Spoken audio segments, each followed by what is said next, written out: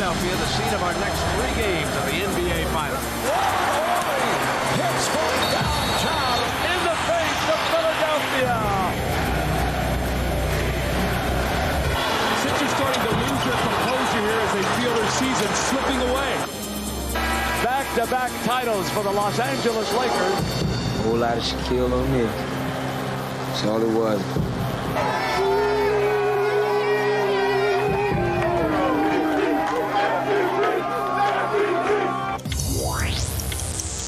The Lakers have the ultimate respect for the 76ers. They made them work every moment. This is the NBA on NBC.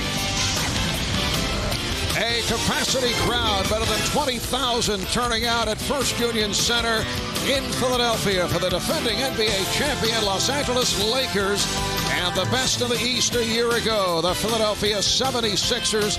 The Sixers following a shaky start.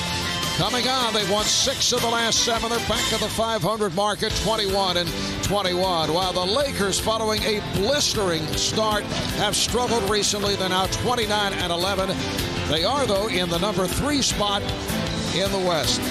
Hi, everybody. I'm Marv Albert, along with Bill Walton, Steve Snapper Jones, and Bill. In that earlier meeting between the Sixers and the Lakers in L.A. on Christmas night, it was a game won by the Lakers, despite the fact that Shaquille O'Neal was sidelined by injury. So today, it is back to the matchup of Shaquille O'Neal and Dikembe Mutombo, a very, very physical matchup.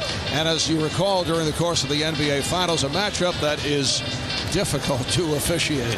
Marv, ever since Phil Jackson took over as coach of the Los Angeles Lakers, Shaquille O'Neal, who is the NBA's 3rd leading career scorer by average, has become the unsolvable problem. Not only is he the biggest and the baddest, he is so smooth and so graceful. His ability to get where he wants, to repost, to deliver that jump hook, and then his initiation of the contract, the great reverse pivot.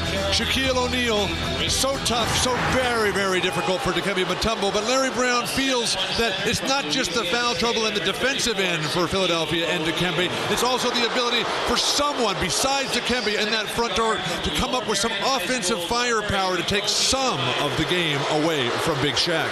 And for Shaq, it's his 4th game back since that 3-game suspension. And Steve, as for the 76ers, they appear to be coming on. They beat Boston in Boston on Friday night. Allen Iverson had that phenomenal game. He scores 47 points. And as of late, he has been lighting it up. He has, you know, and the Sixers' motto, along with Iverson, is it's not how you start, but it's how you finish. And last year's reigning MVP is really got the torch in his hand. And when you look at those numbers and you add them up, 40 points a game, it tells you that Iverson's throwing a lot of darts at his opponents.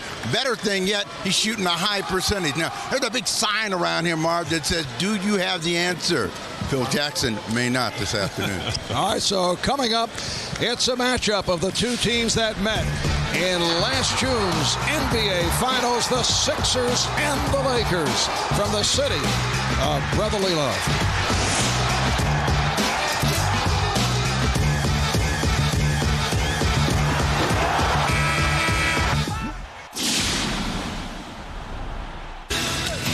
Welcome back to Philadelphia, and for Kobe Bryant of the Lakers, who grew up outside of Philadelphia, this is a homecoming. Let's go to Jim Gray with Kobe. All right, thank you very much, Marv. Kobe, you guys had a good game Friday night against San Antonio, but you've been struggling and inconsistent, losing 5 of 7. Why such inconsistency with the Lakers? Well, sometimes you got to take a couple steps back to take a step forward. And we feel like that's the process that we're going through right now. We feel like we'll be a much better team once we come out of this. Is it possible that you guys have gotten bored with the regular season? No, I don't think so. There's too much competition. All right, Kobe, good luck today. Hometown crowd. Thank you. Marv, back to you. All right, thanks, Jim. A look at the starting lineups. Phil Jackson Friday night for the game against San Antonio made 1 change, and he is staying with it. Lindsey Hunter will start in the backcourt with Kobe Bryant. Derek Fisher will come off the bench. Derek Coleman made his return from injury Friday night in Boston. He'd had an inflamed left foot, missed 4 games, but this is his 2nd game back. Did a nice job off the boards against the Boston Celtics. Kobe Bryant talking about the difficulties the Lakers have had recently going into Friday night. They had dropped 5 of their previous 7. Phil Jackson had not lost 3 straight as coach of the Lakers, and that remains intact with the Laker win over San Antonio on Friday. And if the Lakers win here today, it means Phil Jackson will be the Western Conference All-Star coach here in Philadelphia. Now, this won last night, but if the Lakers win, they would have a better record by percentage points, and Rick Adelman cannot go once again because Sacramento sent him to the All-Star game last year. It's going to be critical to see how the Lakers get off to a start. This is a 9 a.m. start in the West, where they came from, a long flight yesterday. Always a difficult transition. You are not going to say that they're still on West Coast time. Matt Harpring gets the 76ers going. Well, Bill Walton is still on West Coast time, so he is relating to what the Lakers are going through. But he's in another time zone further than that. Beautiful pass by Kobe. Shaquille O'Neal not able to put it down to Kembe Mutombo, altering that shot. Here's Allen Iverson coming off the 47 points the other night on 16 of 31 to the field. Oh, the fake from Mutombo! Basketball theory in the low post. Fake one way, go the other, get in the air. Nice pass by O'Neal. Lindsey Hunter thought he was fouled. Iverson for 3. Yes! And the Sixers off to a roaring start. A 7-0 lead. Phil Jackson will let this play out, realizing the emotions of coming back after the heartbreaking loss in the finals last year. Rick Fox hit a big bucket down the stretch on Friday night against the Spurs, and then also made a key defensive stop. So that's the first field goal for the Lakers. I think that Phil Jackson is probably going to call more timeouts than he normally would if the Sixers continue to roll. It counts, and the foul. Matt Harpring will go to the line. So the Sixers are providing an early wake-up call for the Los Angeles Lakers. Front court offense. Beautiful reverse pivot there by Dikembe Mutombo. And then Iverson in transition, something that Phil Jackson does not want this game to evolve into, a wide-open running game. And then the ball movement for Philadelphia. And we see early on that the moves in the offseason that Larry Brown made to pick up Derek Coleman and Matt Harpring paying huge dividends early. I have nothing to word for the Lakers. I'm just reporting the facts here, Steve. 76ers with a 10-2 lead. Fox played by Harpring. Samaki Walker had a big game Christmas night against the 76ers. You know, Walker is playing the best basketball of his career. Maybe it's because he's bounced around a couple of times, but playing with Shaq and Kobe, taking a lot of pressure off of him, and he seems to always get off to a pretty good start for you. Here's Snow able to shake off Hunter. So the Sixers have come out and hit 5 of the first 6 from the field. The way to beat the Lakers is to attack their backcourt and make them have trouble with their passing and play it at a quick pace.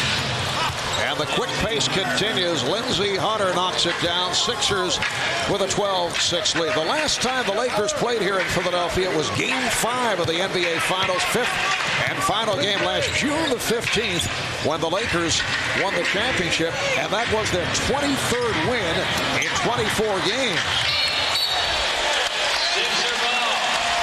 The ball knocked out of bounds by the Lakers, so the Sixers maintain possession. Let's get back to Jim Gray. Jim? Mark, before the game, I spoke to Shaquille O'Neal. His big right toe has been bothering him. It's bothering him a lot today. He said he's having trouble pushing off, trouble jumping, trouble reacting, and trouble running. He said it's going to be very difficult for him to be anywhere near at full pace today, but he wants to play through it. It's simply going to take a lot of healing, a lot of rest, and possibly even surgery. This is going to be an ongoing problem, and he is nowhere near 100%. Mark? Yes, it's been a lingering injury. He actually had surgery this past summer on the left little toe. Nice move by Shaq. That's his first field goal. But when you have pain in both feet, that makes it virtually impossible. But Shaq's so strong, so tough, and what a deft touch. Right now, the Laker defense has been the concern of Phil Jackson, and the ball is moving too freely. Guys are getting shots wherever they want. 4 on the clock. Iverson rejected by Hunter. Give it to Kobe in transition. He's wide open on the wing. Kobe is going to be starting in the All-Star game, right? He is a two-time world champion. He's one of the great players in the NBA. Why don't they just give him the ball when he's in transition? Kobe has not seen much of the basketball here in the early moments. They're not in enough trouble yet. They're only down 8 points. They need Kobe to put on the cape a little bit later. Give it to him every time. That Shaq doesn't have it already. 6 points. Shaq. Nice move. Shaquille O'Neal with the turnaround against Dikembe Mutombo. Eric Snow already with 4 assists. Kobe Bryant. I don't think the Laker defense is as sharp as it was in the finals last year. Here's Coleman. Everybody in that starting lineup for the Sixers has scored except Coleman, and they need him to get something going because when he scores, he also passes and rebounds well. For the Lakers, it is game 1 of a 5-game road trip. Philly followed by Atlanta, Orlando, Memphis, and then Dallas. They're in a stretch playing 6 of 7 on the road. Hunter with the steal. Snow is back. Hunter spinning his way and put home by Bryant. Crowd looking for a foul call. But an offensive goaltending call as well. The crowd livid early on. Big sports day in Philadelphia. These fans not only want the Sixers, they got their Eagles playing later on this afternoon. Iverson. And Samaki Walker able to haul it down.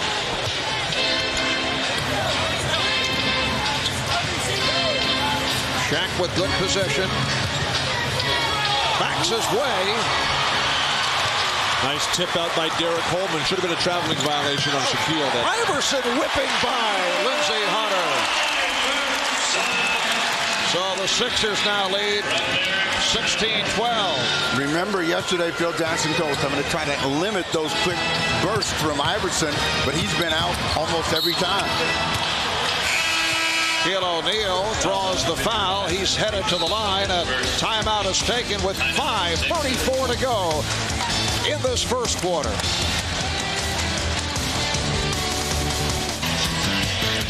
Philadelphia 76ers off to a hot shooting start. Overall 7 of 13. Matt Harpring hitting his first 3 shots. Allen Iverson 2 for 5. Hit a 3. Shaquille O'Neal is headed to the line, a 51% free throw shooter. 3 for 6 the other night against San Antonio.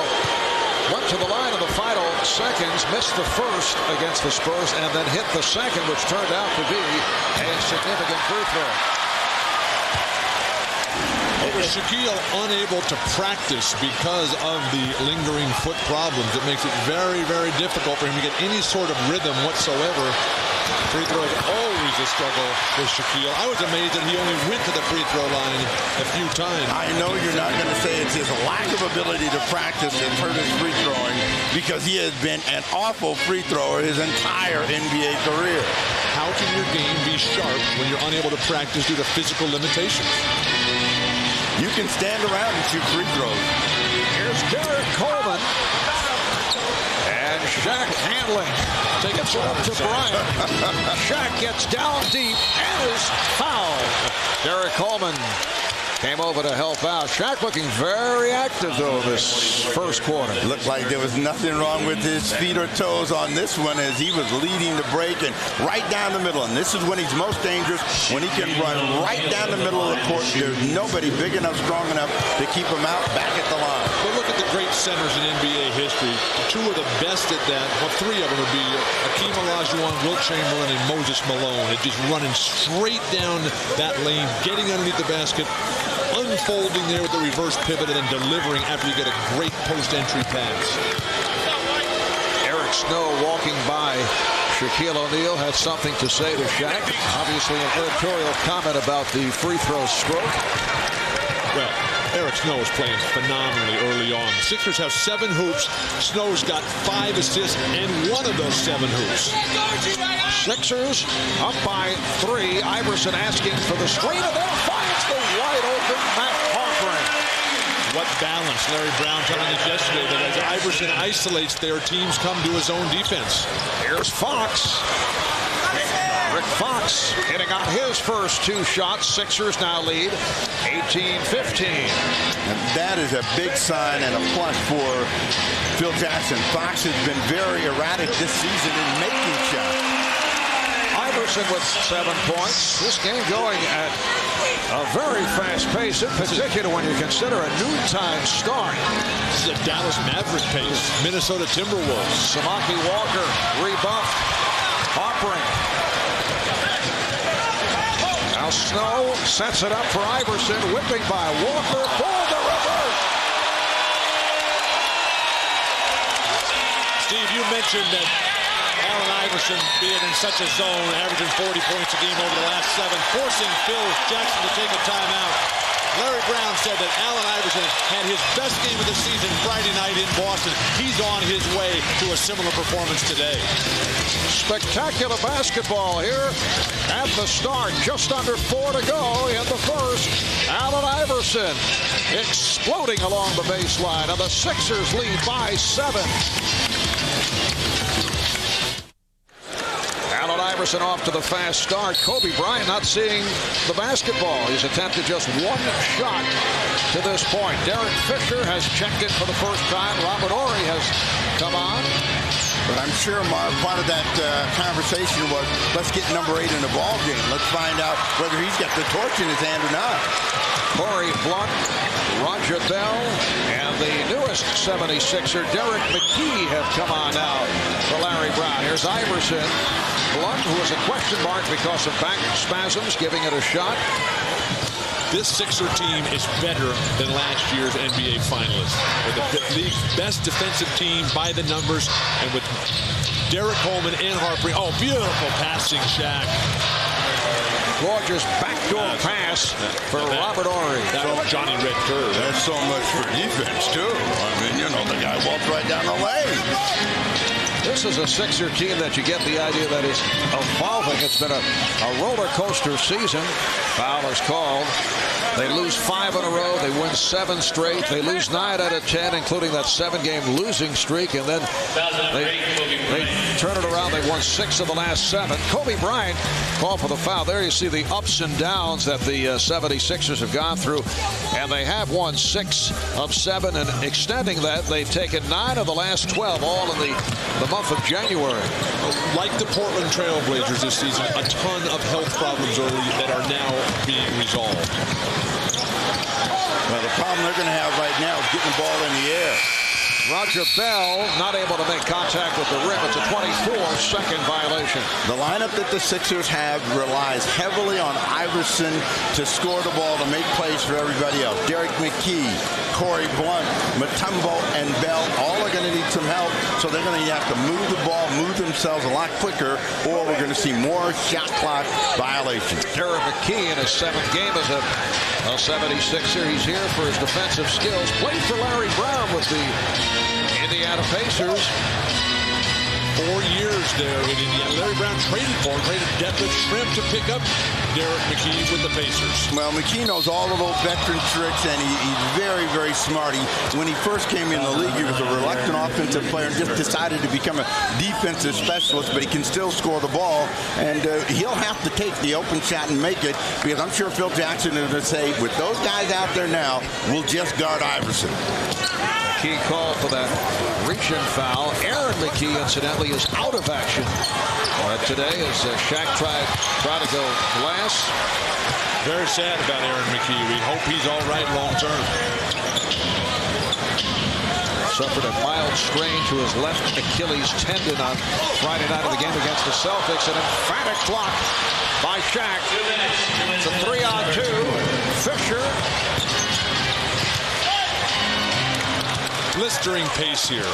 Well, this pace favors the Sixers. It does not favor the Lakers. The Lakers like to play east-west basketball. You're going to beat them play north-south and play fast. And there's a shot by McKee that comes up short. Who threw Robert Horry to the ground? Now a minute and a half remaining in this first quarter. Phil Jackson telling us yesterday that he wants more of that. Rick Fox taking it to the rim. He feels that his team has been three-point shooting happy. Too many three-point attempts. And they have not taken, the Lakers, a single three-point shot this afternoon. Well, remember this. 2-point field goals win you games. 3-point field goals are bonuses, but the team that makes the most twos is going to end up winning the game. Phil said we're shooting like 20, 22 a game. You just can't do it. As Pat Riley used to call it fool's gold, that you can get suckered in by hitting a few, and then you end up like 4 for 26. Are you saying that he got stuck in that mind? Because his team shoot a lot of threes.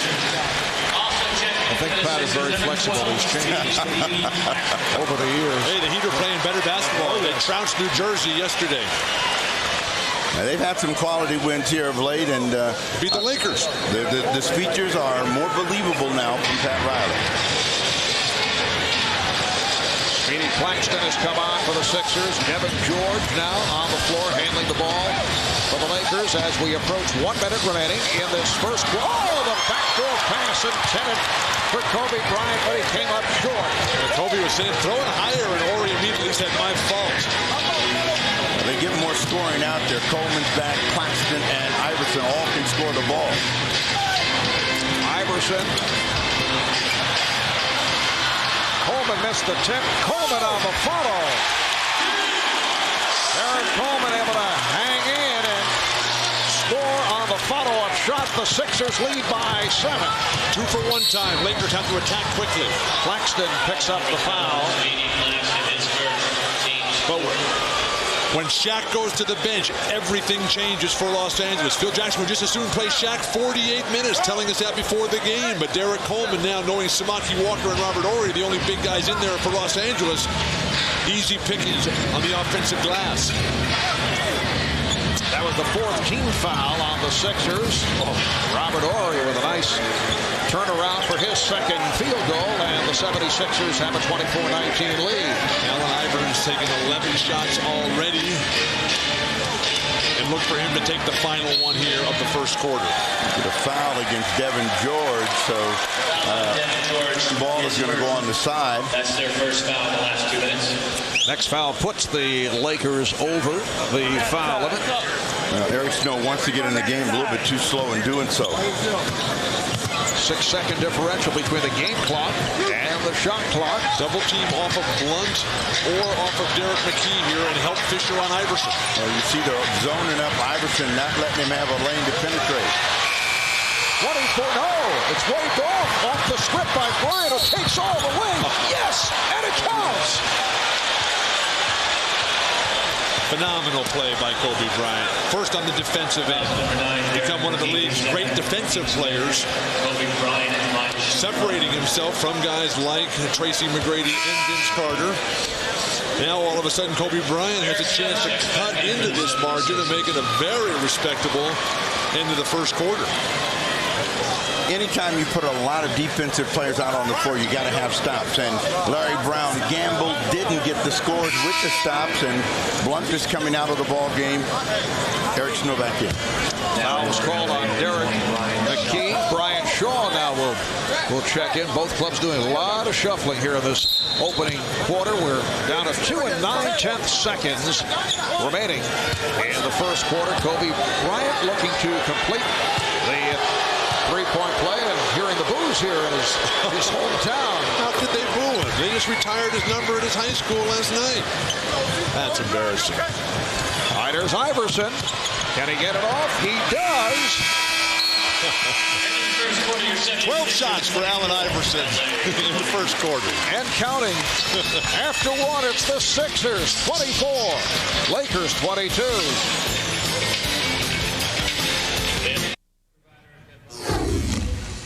Ladies and gentlemen, please welcome home from Lower Merion High School's class of 1996, Kobe Bryant.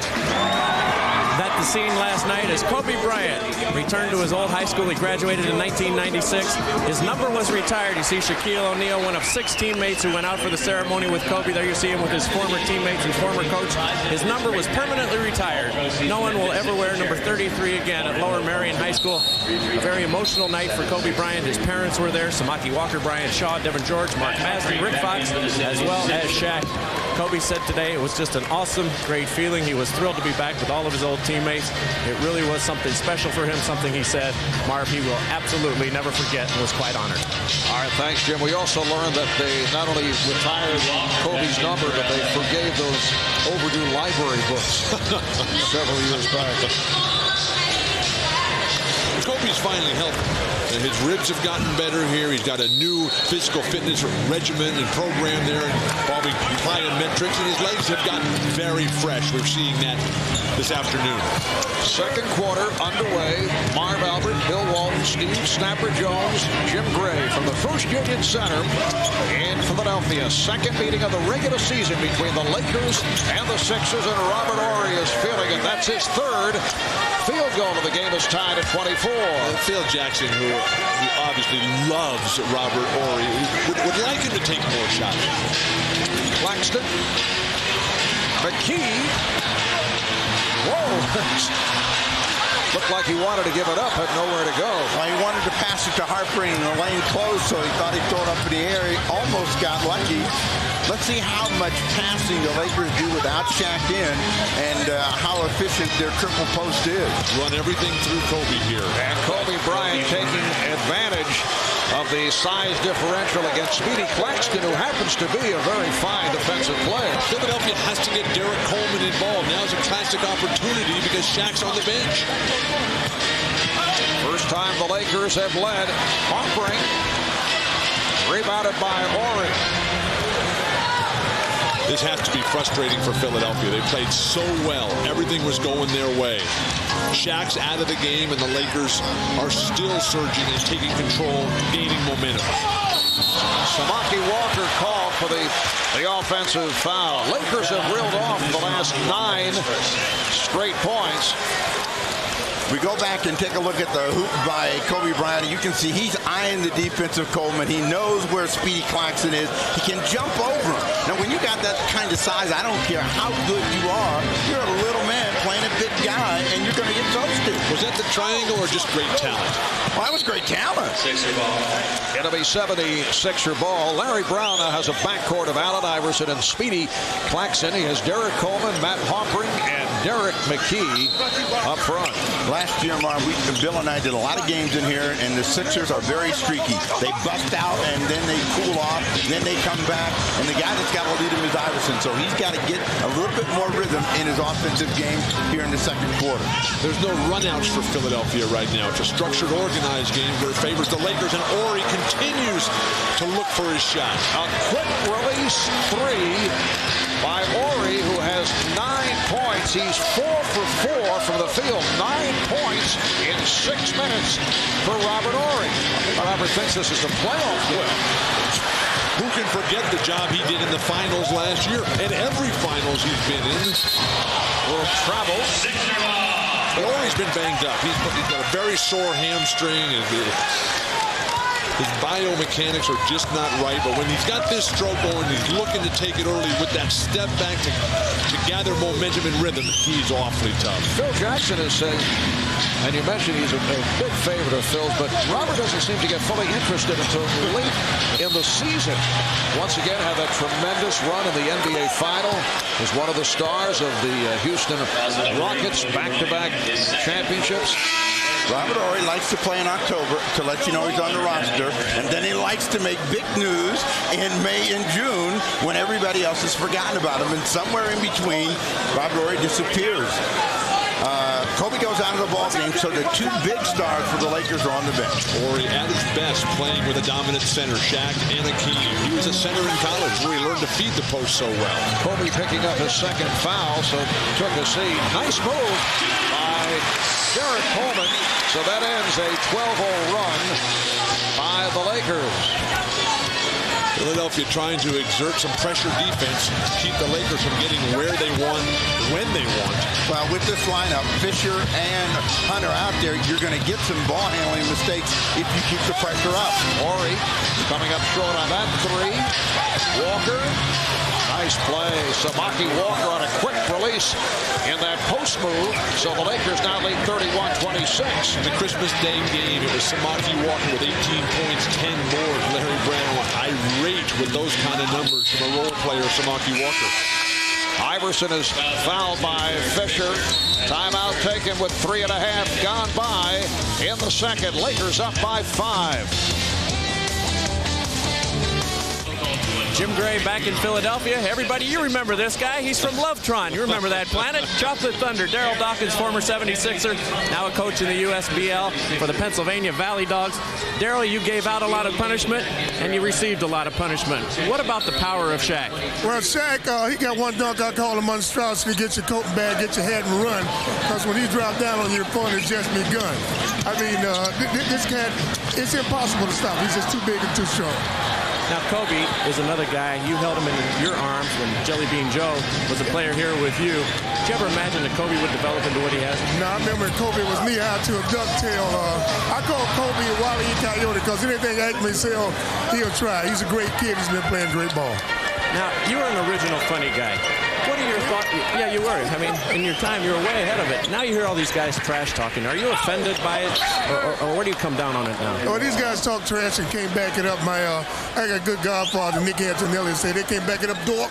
If they can't back up the talk, don't do the dork. So that's the way it goes.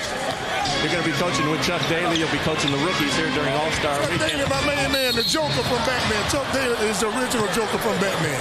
I mean, they should get nobody else to play that part but Chuck Daly. I'm glad to be coaching with him. He's my man. I'm going to have a great time. Daryl, great to see you. Good luck in your pursuits trying to become an NBA head coach.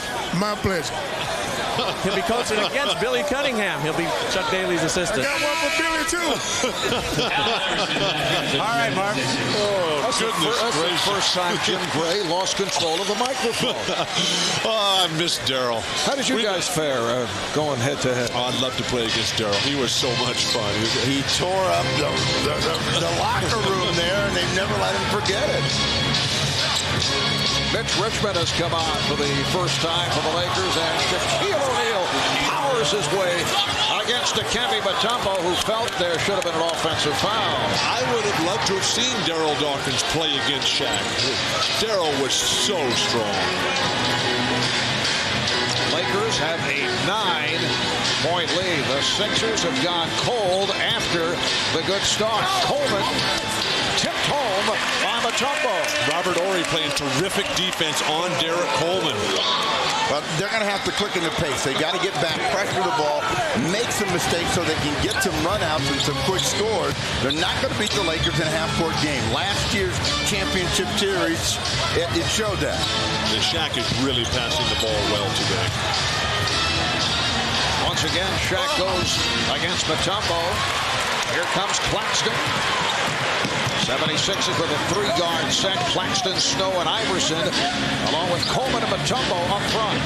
Snow is so sharp early. Can he get it going again? Iverson in the midst of a drought after the good start. Shot clock at 5. Coleman for 3. Kept alive by Claxton. Lakers are double teaming Iverson. Oh, what a move by Speedy Claxton. So the Lakers now lead 35-30.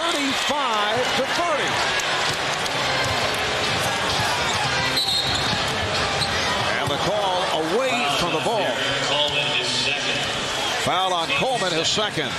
Well, Speedy Claxton has the ability to adjust. I don't think he was planning on making that big of an adjustment, but finish the play. He can score the ball. We saw it early in the season. He's just now regaining his confidence. Harpering coming in the ball game. Coleman going down. Shaq was thinking, anticipating that Speedy Claxton was going to pass that ball. That wasn't really ready footwork-wise to make a defensive block. Rick Fox checking back in along with Kobe Bryant, replacing Mitch Richmond and Devin George. Did you even know Mitch Richmond was out there. That's how short a time he got. It was a cameo.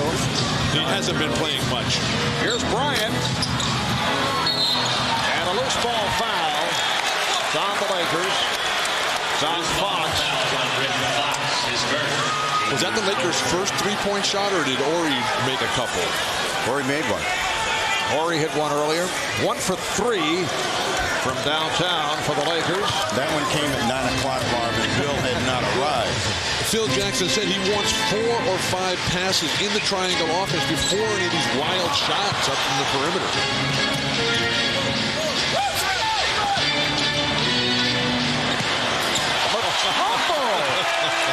To the fadeaway from 20 feet away. You got to get it back on the offensive end when you're playing against Shaq, because you're not going to be able to keep him from getting his. Here's Bryant. Offensive foul. That's 3 on Kobe Bryant.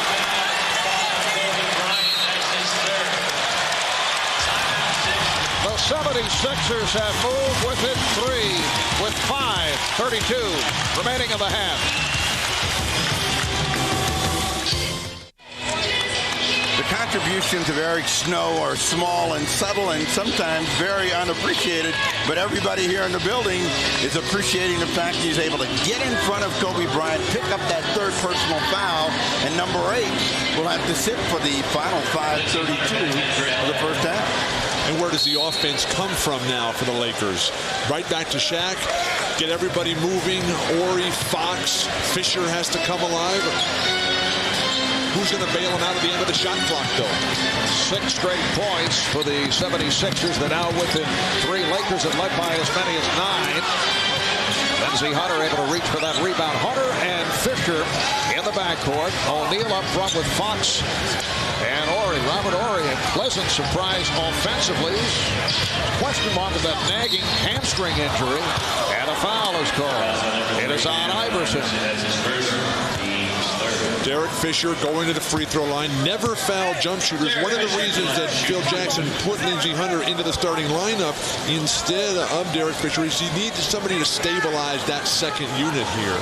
So while Lindsey Hunter gives him great defense, Derek Fisher a little bit more of a leader out there in terms of keeping the second unit together. Derek had the strong run last year after making it back from the foot surgery. Missed the first 12 games after undergoing another foot surgery this season. You can log on to NBCSports.com for in-depth coverage of the NBA.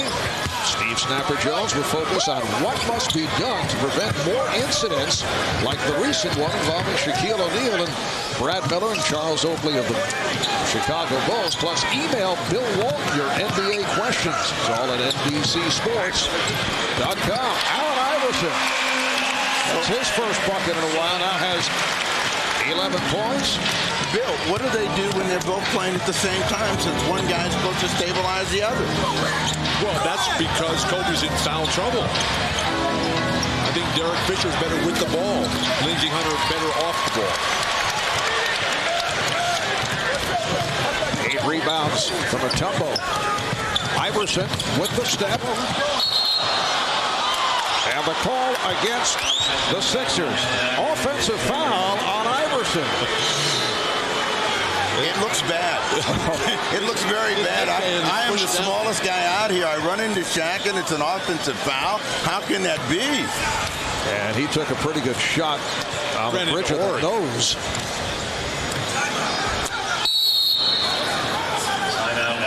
Now the Lakers call for time with 4:13 left in this first half. And Los Angeles up 37-34. Will be selecting one lucky fan every home game. Will be the recipient of a Reebok 76 jersey plus a $50 gift certificate. I'm Iverson here in our Olympic studios at the International Broadcast Center in Salt Lake City. Coming up at halftime, Jason, Pat, and Mike will answer my rapid-fire questions in our 24-second clock segment. Plus, a high-speed movie trailer featuring Olympic snowboarder Chris Klug. Guys, what's your take on this game? Well, the Lakers going to have to be careful. Kobe has 3 fouls right now, Mark. 13-2, Lakers bench. Allen Iverson takes 12 shots in the first quarter. on record pace here, 48 for the game, only 2 so far in this quarter. They led at the end of the first quarter by 2. Now back to Marv, Steve, Bill, and Jim in Philadelphia. All right, thanks, Ahmad. Incidentally, the czar, Mike Fratello, along with Pat Croce, Jason Williams, Ahmad Rashad, in our Olympic studios in Salt Lake City. The czar offered his expertise in the Louvre for NBC's Olympic coverage. His services were vehemently turned down. I can understand that. He's terrible at that. Coming up on 4 minutes remaining in this first half, Rick Fox with his 3rd field goal. And the Lakers now lead 39-34. Well, that's one of the ways to take advantage of a 3-guard lineup. Put a bigger guy like Fox down on the post. Philadelphia's offense has disappeared. They had, 25 points or so in the first quarter? Only had 9 since? Hit 5 of their first 6 shots. And since then, they have not shot well. Here's Shaquille O'Neal. Another rebound for Dikembe Mutombo. Well, one of the reasons is they moved the ball up the floor earlier, just like then. And when they can challenge in the open court, this is a more successful offensive game. Offering has 11. The Laker lead is 3. This is a Laker club that began the season at 16-1. Now, since that point, they've got 13-10. Lakers did play 11 of their first 17 games at home. Fisher coming up short, and they're in a stretch where they're playing a lot of road games. Shaq and the Lakers now lead 41-36. But prior to the win over San Antonio at home on Friday, the Lakers had lost 5 of the previous 7. They had lost 2 in a row. Phil Jackson in danger of seeing his Laker team lose 3 straight for the first time since he took over the coaching reins. That won't count. Foul before the shot attempt. I think they are bored. And when you look at their last 8 games, Minnesota lost. Minnesota's a terrific team, but inexcusable to lose to Chicago, Denver, Clippers. Corey Maggette went wild right in Kobe's face that night. Hey, Bill. What? When you were on that Trailblazer team and they were 50-10, you never got bored winning games. Where do you come up with this idea the teams get bored? They want to win all the time. Tough upcoming road trip. Atlanta and Memphis not playing well right now. But there's no talk of contraction, is there? Basketball? Are you trying to get something going here? Atlanta and Memphis are struggling right now. Memphis lost to Chicago. We saw last week just how fine the team Chicago is. You make that point as if you've done intensive research. Really, I've been taking what a good point. They're struggling, yes. Here's Iverson off the steal. Oh, he's stopped from behind by Hunter, and the Sixers want a foul. Iverson is down. Shaq is able to stop the Lakers up by 7. Allen Iverson holding his hip, his lower back. You hear the reaction from the crowd. The Sixer bench jumping up immediately looking for a foul. Now there's the concern about Iverson's status physically. It was all ball up top, no question about that. What happened down low? Lindsey Hunter, like Michael Cooper, just timed the ball beautifully from behind. Can only hope that Allen is all right.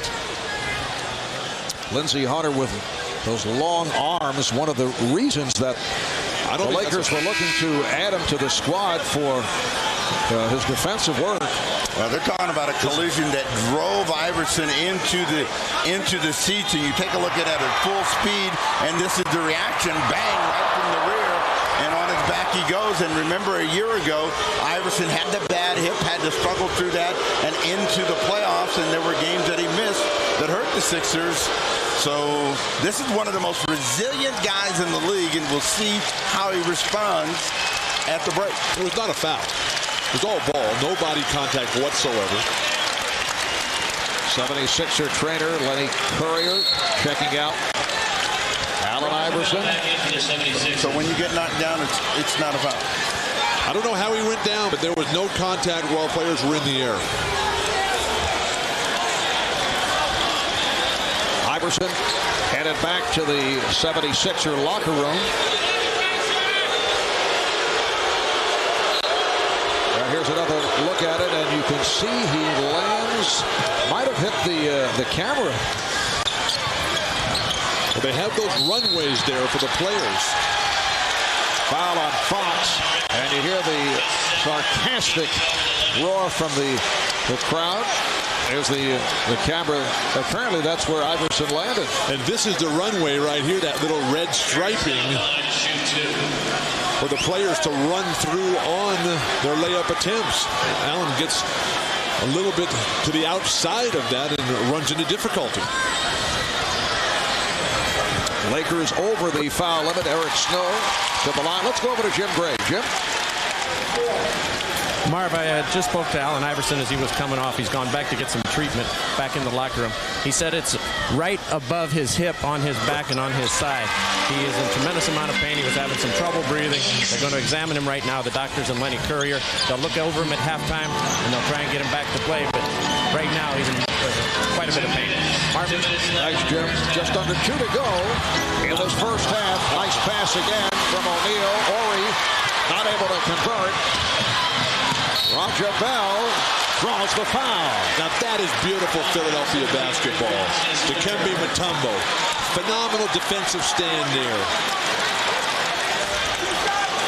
Dikembe forced Ori into a very difficult reverse layup attempt after guarding Shaq at the free throw line, and then ignited the fast break, and everybody's out on the run.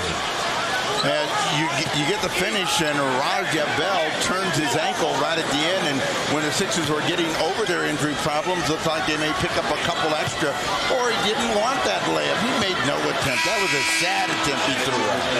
Foul called on Rick Fox. That's Devin George. One shot. Checking back in. Roger Bell was in the starting lineup at the beginning of the season because of the many injuries suffered by the Sixers. Played well, you recall, in last year's NBA Finals after making the rounds in the NBA and CBA, USBL, overseas. Some backcourt pressure. This is not an offensive lineup that's going to cause Phil Jackson to lose any sleep. Mutombo with yet another rebound. That's 11 for Dikembe. Here's Claxton. Crowd again looking for the contact. Come into Shaq right here. Make him collapse, and then Shaq can pick him apart with his defense. Right attitude by the Sixers. They'll keep challenging, make the official, make the call. Shaq coming up empty. Snow pushing it down. Lakers got back as we approach 1 minute remaining on the first half. Bell is hit from behind by Hunter. Fouling jump shooters, both teams with constant mental breakdowns here. So Roger Bell, a 75% free throw shooter, heads back to the line. A reminder, next Saturday, 3 Eastern time. It's an NBA on NBC doubleheader. First, it'll be Rasheed Wallace and the Portland Trailblazers facing Karl Malone and the Utah Jazz. And then at the nightcap, Ray Allen and the Bucks will host the 76ers. Blazers and Jazz, followed by the Sixers and Bucks next Saturday right here on NBC. And a reminder to join TBS Tuesday night at 8 o'clock Eastern time. The Clippers and the Mavericks. Tuesday night. Blazers playing their best ball of the season right now. 1-8 out of 10. Yeah, they're in a dogfight with the Utah Jazz and the Suns and Sonics for a playoff spot as well. Brian Shaw line driving it, and the ball back to the 76ers. The Laker lead is down to 2. They've led by as many as 9. Early on, the Sixers led by 8. We have 45 seconds remaining in the first half, and they are on their feet here at First Union Center in Philadelphia. Mutombo only has 1 foul. Very good first half performance for him. Claxton off the dribble. Here's Bell for 3. Mutombo able to field it. Ball knocked out of his hands by O'Neal. Dikembe looking for position and draws the foul. Well, Mutombo wanted that one, worked real hard to get it, and finally got a whistle to go his way. Remember when we talked with Dikembe yesterday, Steve, and he was reliving the moments of last year's finals when he was getting elbowed in the face on a regular basis. Reliving those moments. Yes, it was not pleasurable for Dikembe. Shaq picked up his second. Dikembe, a 77% free throw shooter. And apparently we have some more information on Allen Iverson. Let's go to Jim. All right, Marv, Allen Iverson receiving treatment right now from the 76ers doctors. The word from Lenny Courier is it's a contusion of his lower back. They'll work on him during halftime, and he will return to play in the second half, so that's good news. Mark? Well, Steve, as you mentioned, Allen Iverson used the word resilient. He's a tough guy. You know, last year he had all kinds of injuries and just played through it and had his best season. 1 point, Laker lead. Foul is called on Snow. They had a foul to give, so we have 11 and 9/10 seconds remaining in the half. They used it too early. They should have waited until the Lakers were really up against the clock. They've increased their defensive attitude, and the pressure on the ball has been much greater, and it's been tougher for the Lakers to run their offense. Here's Hunter for three. Final second, Shaq. George. Oh, Devin George with 0.2 of a second remaining in the first half. So the Lakers with a 45-42 lead at halftime. Well, coming up, Ahmad Rashad, Pat Croce, Mike Fratello, Jason Williams on the halftime report from Salt Lake City, Utah. You're watching the NBA on NBC.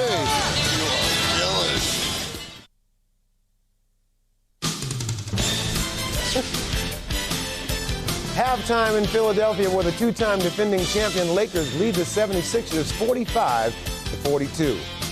Hello, everybody, and welcome to our Olympic studios here in Salt Lake City. We're now just 12 days away from the opening of the 19th Olympic Winter Games. I'm here with Jason, Pat, and Mike, and boy, I'm telling you, the 76ers hanging in there. It's a game, Ahmad. Watching Allen go down, though, I grimace out of habit. But he is one of the toughest Warriors pound for pound I know, and don't bet against him. I'll bet he's back. In order for them to have a chance to win, he has to come back. He's got to come back. All right, it is time now for one of our favorite segments of the show, and that is the 24-second clock. And since the All-Star Game starters were announced this weekend, let's begin by talking about some players. Now, Jason said yesterday that he wanted to talk more about the Nets. So what we're going to do is have him start with the biggest star to play in the Meadowlands since another guy named Jason played there. I'm talking about Jason Kidd. Well, Jason Kidd is fantastic, Ahmad. Here goes a guy who leads the league with triple-doubles. He led the Nets in assists every single time he's played. Here goes a guy who comes to the game and make everybody want to come to work. You know, not like point guards of the past. This guy comes in, if you miss a shot, he throws you the ball. He tells you to take another one. The other guy used to come in, throw you the ball, and drop his head. This guy has to convince the New Jersey fans that he wants to be there, and then the New Jersey fans will come out to the arena. A guy that you would have loved to play with, wouldn't you? Definitely. All right. Now, Jason Kidd, speaking of Jason Kidd, he is arguably the best point guard in the league, but if I was going to make an argument, it would be for another Bay Area product.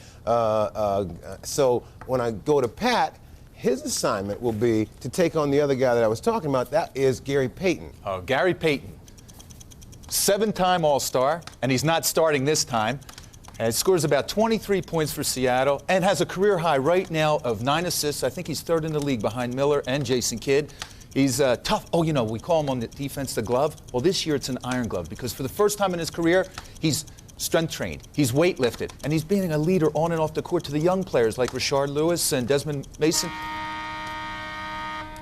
All right, Mike, it is now your turn, and a lot of people may not have heard of this guy yet, but he is probably one of my favorites of all time. He's a young man. He's a rookie from France.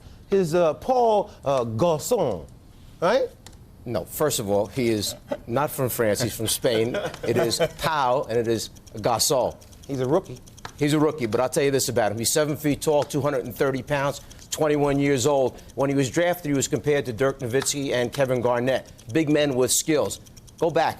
10 points a game for Garnett, 8 points a game for Nowitzki in their rookie season. Right now, he leads all rookies in points, rebounds, block shots, field goal percentage. The month of January, he has been sensational. Every category, he's up over 20. 9 rebounds. Do I have to stop? Yes, you do. And you know what? But this guy says he don't like American food. I got a problem with that. Well, he probably likes French food. He hasn't had a Philly cheesesteak. That's what we go You know, for those of you that have not seen Pau Gasol, we got some footage here to show you. He can do a lot of different things. You'll see him here going right to the hoop with the dunk.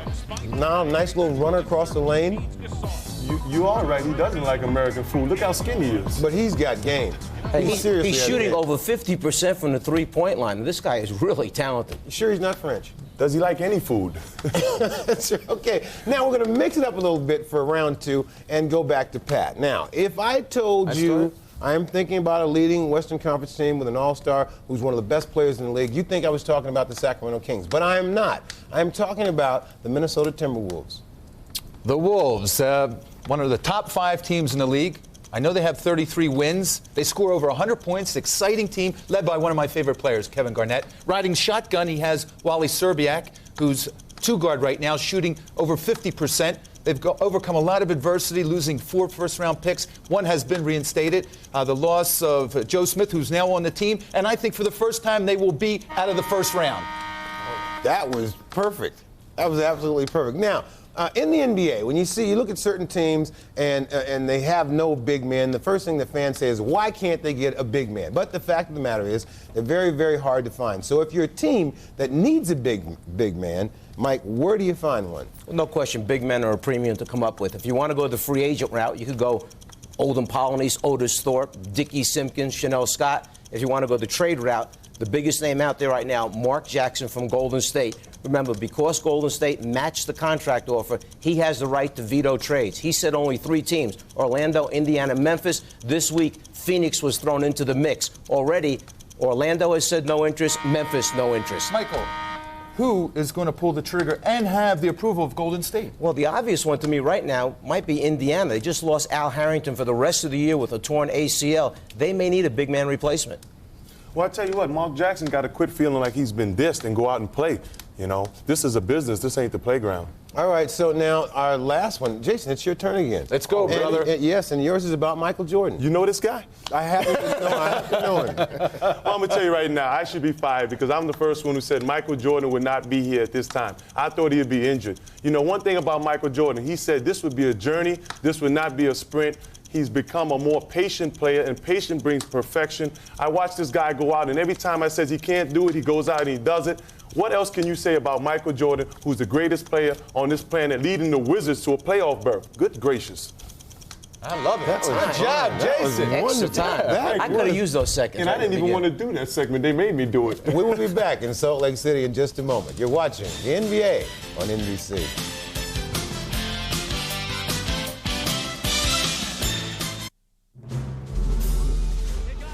Just 12 days now until the Olympic flame reaches Utah's capital for the opening of the Salt Lake Games. Last night, the torch traveled across Idaho, headed toward Yellowstone National Park, and a lunch date today with Old Faithful.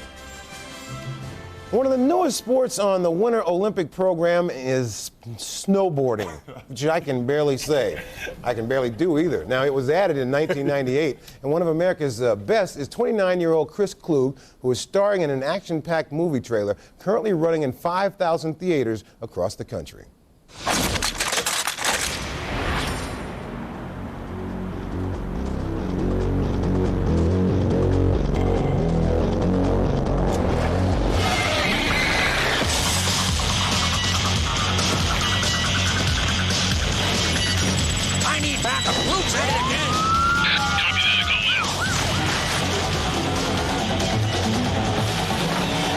Where's my air support?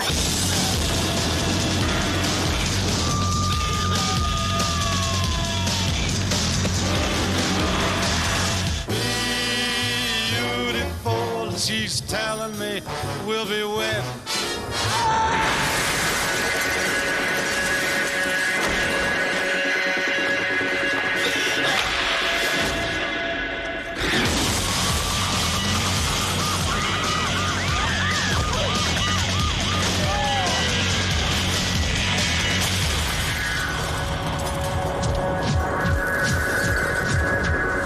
Hey, what's going on? Are you in some kind of trouble? Meet me in February. Where? Salt Lake City. Okay.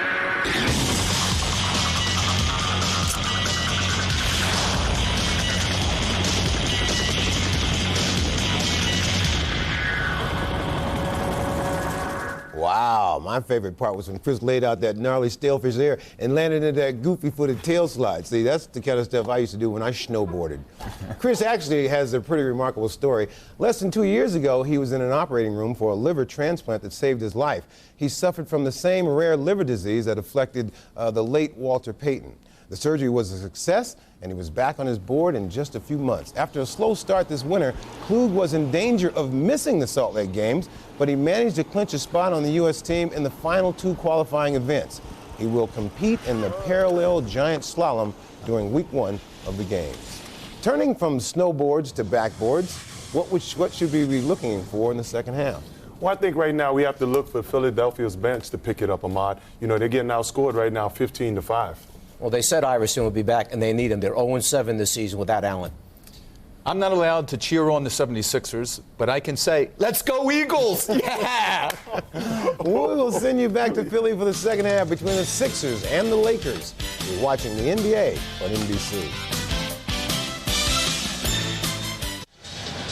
Larry, the condition of Allen Iverson, will he play in the second half, and can he be effective? No, he's going to try to play. You know, it's not his tailbone like it was last year. It's his hip. So we'll see. You know, if he's hurting, he won't play. But he wants to try.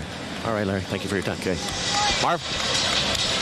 Thank you, Jim. Iverson played 21 minutes in the first half. 5 for 16 from the field. 11 points. And he is giving it a shot despite that lower back injury. 15 points off the bench for the Lakers. Very solid there. Fisher had 2, Ori 9, Devin George 4. Low-scoring game. That could be very significant.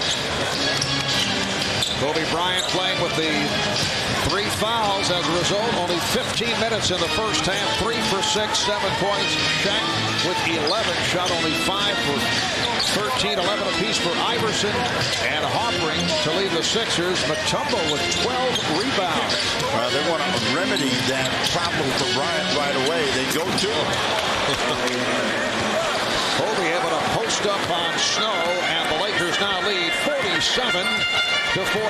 The 76ers come in at 21-21. They've won their last 2 over Boston and Washington. They won 6 of their last 7. Snow coming up short. And the Lakers are on it. LA at 29-11. They won at home against San Antonio on Friday night. They had dropped 5 of 7 before that victory on Friday against the Spurs. Shaquille's controlling the action mentally. He's passing, he's seeing, he's directing.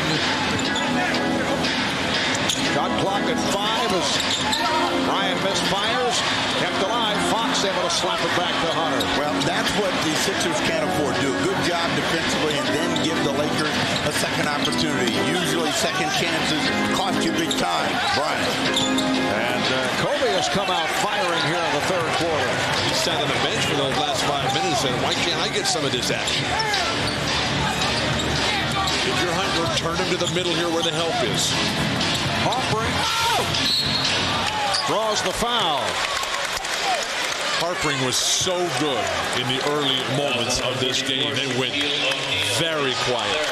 5 for 7 for Matt Hopring, 11 points. O'Neal picked up the foul as his third. Let's check in with Jim Gray. Jim? All right, Marv, I had the opportunity to speak to Allen Iverson as he came out and warmed up. Allen told me that it is the portion of his right hip that is in between his hip and his rib cage on the backside, giving him a little bit of trouble running up and down the court, trying to keep his stamina and be able to breathe properly. He also said that he's going to need his teammates' help on defense quite a bit because a good pick, a blindside pick, could end his day. Mark? Iverson, played by Hunter, and on the turnover, here's Fox. Hunter for 3. Beautiful patience by Rick Fox. Didn't try to force anything. He knew he used all he had to just get the ball on the defensive end, drive it up, and then find a wide open, rested, fresh Lindsey Hunter. And we mentioned earlier Phil Jackson had felt in recent games Lakers were taking too many three-point shots. They've been very selective here this afternoon. Walker got a piece of it and last touched by the 76ers. Well, Walker are looking too much in the direction of the official. Forget Samaki Walker grabbed them, held them. It's terrific defense. Lakers up by 7. Here's Hunter. And the Sixers looking to run. Iverson for 3. They get the new 24. Offering. Yes. So the Laker lead is now 5. Remember the earlier meeting on Christmas night in Los Angeles, despite the fact that Shaquille O'Neal was sidelined by injury, and then Kobe Bryant hurt his ribs, led by Kobe in dramatic fashion, the Lakers were able to pull it out and beat the 76ers. Fine defensive stand, that possession by Mutombo. Nice pass.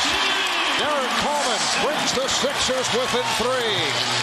That is known as a delayed break, and one of the slower guys finishes the play. Snow held it up long enough for Coleman to bust wide open. Philly is pressing on the perimeter. Shaq's having to step to the free throw line to be the passer and the release man. Blocked by Mutombo.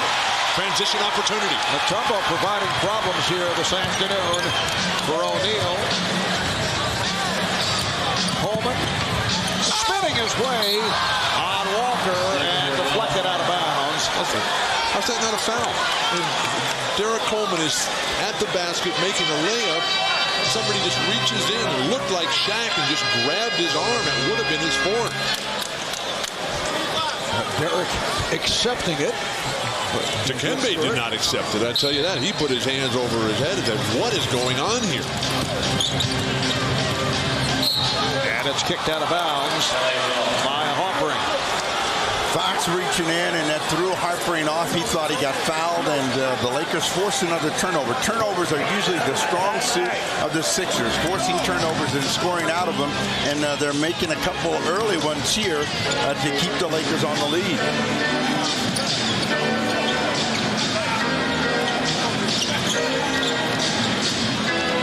Now Bryant played by Harpering. Kobe just trying to shoot his way back into it. He is down 4 of 11. Snow is fouled. Foul committed by Walker. Nobody works harder at getting fouled than Eric Snow and gets fewer calls, and this time he finally gets a break just on a quick push of his own. He's smiling about it. Maybe I got a break from the official. Steve, we talk so much about injuries in this league and how it changes everything, but who has gone through a tougher 6 months than Eric Snow? 3 days after the NBA Finals were over, Derek McKee checks into the lineup. But 3 days after the Finals last year, Eric Snow had surgery on his ankle, 5 screws and a plate. In the exhibition season, when he just comes back from his fractured ankle, he breaks his thumb and has 5 screws and a plate put in his right thumb there. Left thumb, excuse me. And you look at the injury hit 76ers this season. Snow missing 21 games. Coleman 10, Aaron McKee 9, including today. They began the season without Allen Iverson. They missed Iverson right at the start, so they lose 5 in a row. Then they win 7 straight. They lose 9 out of 10. They go through that 7-game losing streak, but they have turned it around recently. They've won 6 of their last 7 games.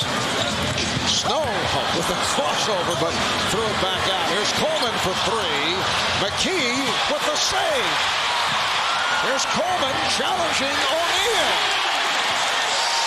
And the 76ers lead by 1. Different kind of energy for the 76ers. They're the aggressors at both ends. Are not letting the Lakers do what they want to do. And at their end of the floor, they're reacting to the misses a lot better. Derek McKee, anticipation, wildly throws it back. Fortuitously goes right to Derek Coleman, who's able to slice the lane. Shaq avoids picking up his critical fourth foul. And McKee picked up the foul at the other end. He now has 4. 76ers with 8 unanswered points to take this 1-point advantage. Shaquille O'Neal has been off. Bothered by Mutombo. Shaq is now 5 for 15. Here's Iverson over O'Neal. He was 1 for his previous 10. The Sixers now lead by 3.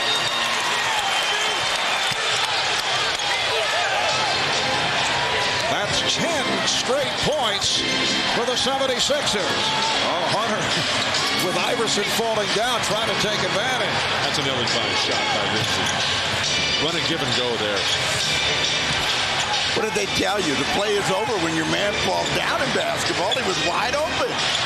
O'Neal, that time facing the double. That's his first bucket in some time. Mutombo, to his credit, has done a fantastic job of coming up with a theory of how to effectively keep Shaq away from just dominating right at the rim. Mutombo coming up short on that jump hook. You want to share the theory with us at some point?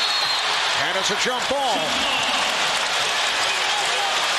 The theory when you play against as dominant offensive player as Shaq is make him take fadeaway. This crowd reacting to the hustle, to the aggressiveness of the 76ers. Timeout called with 6:08 remaining in the third. And the Sixers with a 10-2 run lead by 1. Well, since opening day of last season, the Philadelphia 76ers have gone through a dramatic facelift. Look at all the shuffling done by this franchise. Guys coming, going. Tyrone Hill, Jermaine Jones gone. Matt Hoppering, wired. Anderson, Lynch, Yosu, Trailer gone. Blunt, Coleman, and Montego Cummings acquired back in October. Goes on and on. 3 players remain from the start of last season. Allen Iverson, Aaron McKee, Eric Snow. And we're talking about a team that went to the NBA Finals. I was hoping you were going to sing along with that one. It was kind of catchy. Yeah. I know it wasn't Garcia or Dillon, but it was still very nice. From the NBC Sports archives. You think you know Garcia or Dillon? No, I said it wasn't. Oh. Either of those two guys. All right, the Lakers control the tip. Steve, you mentioned that Bill was on West Coast time. It's actually 3 hours and 15 minutes difference. Kobe Bryant able to get inside. 11 points for Kobe, and the Lakers up by 1. We'll see if the 76ers can keep moving the ball, moving people, and getting quick shots. The more they have to dribble, the more they get themselves in trouble and have to play from the edges. Shot clock down to 5. Snow lost it. Snow recovers. Snow fires one up. 2 or 3 instances here in the second half. There have been some very close calls. The fans are saying, when are they going to blow the whistle against Shaquille O'Neal? But you're not going to get a foul against the clock when you're off balance like that. Steve, a foul is a foul. You're always telling me that, but they never blow the whistle.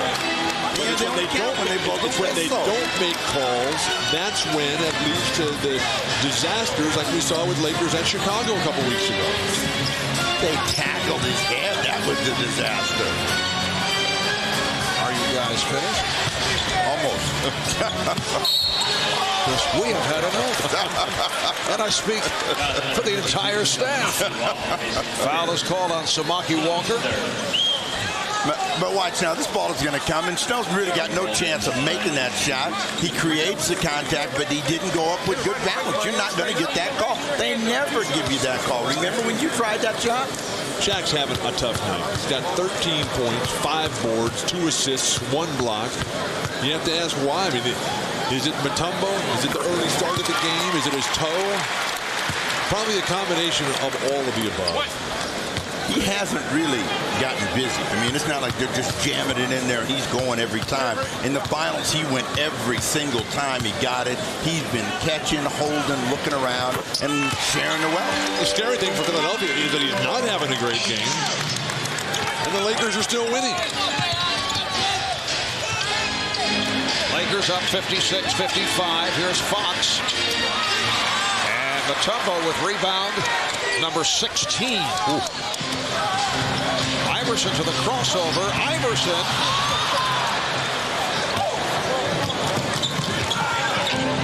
Jacking transition. They get him in the deep post quickly. Kobe will rifle it to him. Here's Bryant with the runner. Beautiful touch. And Kobe has 13 points. Lakers up by 3. Dangerous part of that play is you got Shaq rolling to the basket. Kobe's actually looking for him. If you don't come, he's quite capable of making that little floater. Iverson forced it. Hunter all over him. Here's Bryant, chased by Snow.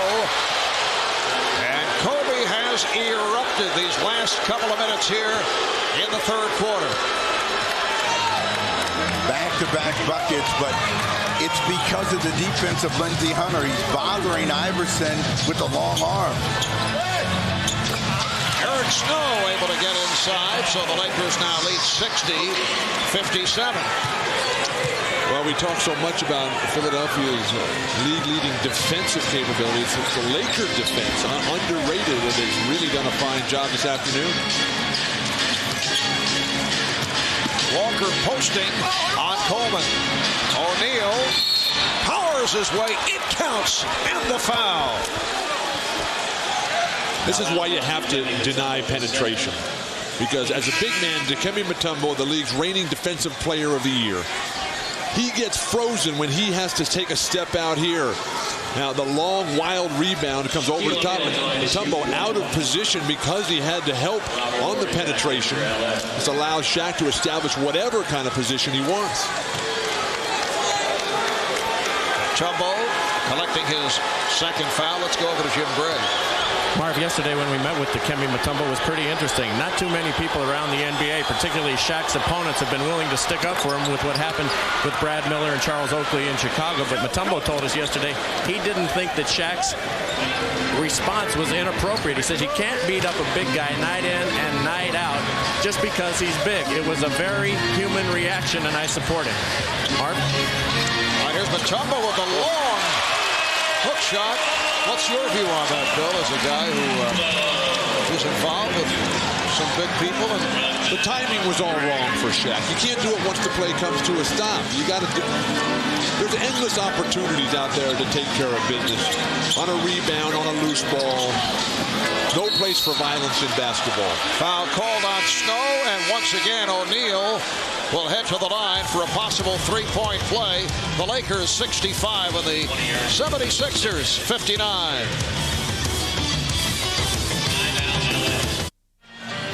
The Lakers have scored 20 points thus far in this third quarter. The combination of Shaq and Kobe with 15 of the 20. Shaq coming on here in the third. Now 8 of 18 for his 18 points.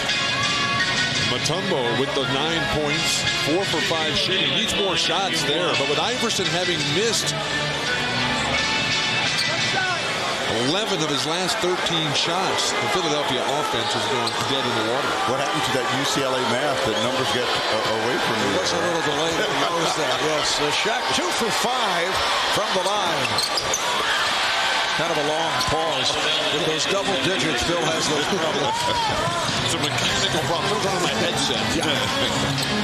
2.5 remaining in the third. Lakers up by 6. Iverson able to slash his way through.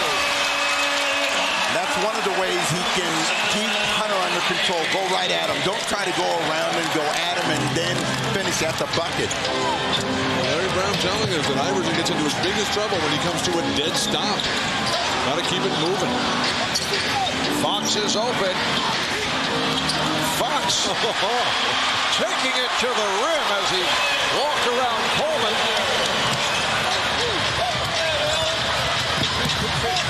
Good play by Hunter. It'll be Sixer ball.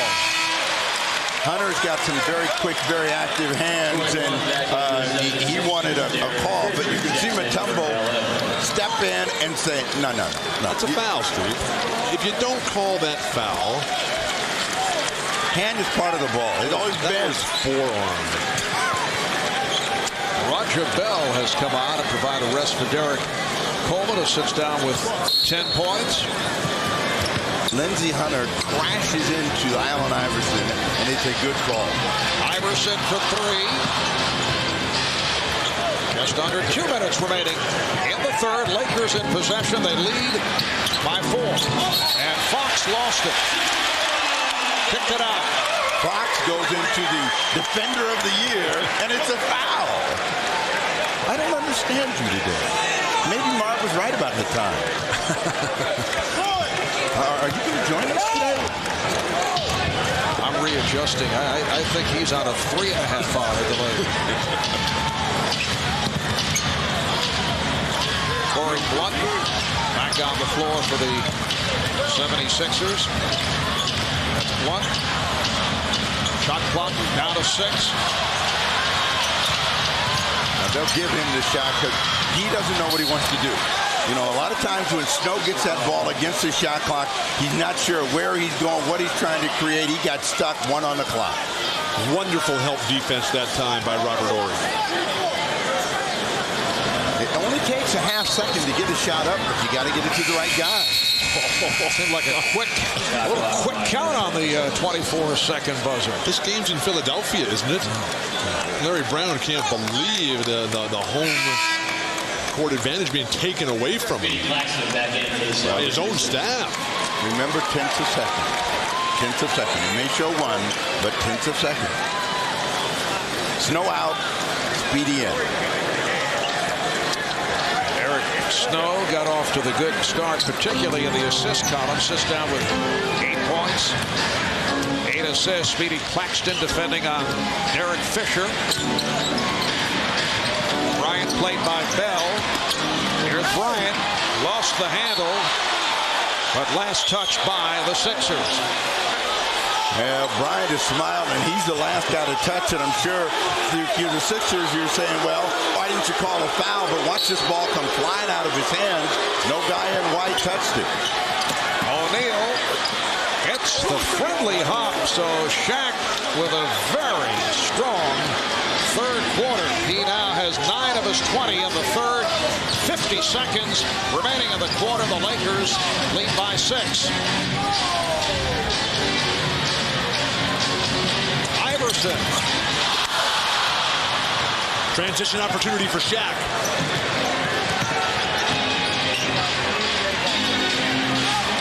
Fisher for 3.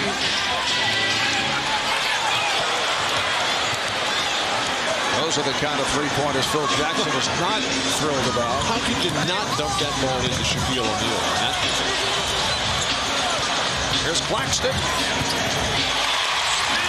Shaq hung back as Claxton was able to find the opening. Well, that's twice now that Shaq has been torched by Speedy. Shaq's going to have to think that Speedy's going to be shooting that ball. Final seconds of the quarter and a foul called on Bell. You know, Brett, if Bell had just kept him under control, they might have missed a shot, had a chance to finish the play. As it is, they're going to give the Lakers a last chance here in the third quarter of play. And Jackson wants a timeout. That was a foul to give on the part of the 76ers, so Lakers will talk it over. Phil a little impatient. He feels his guys are taking their time and coming back to the huddle. He says, get over here. It's just a 20-second timeout. They were not looking to listen to the discussion. High point men of the game. Shaquille O'Neal with 20. Kobe Bryant, 15. Allen Iverson with 15. Iverson, though, just 7 of 23 from the field.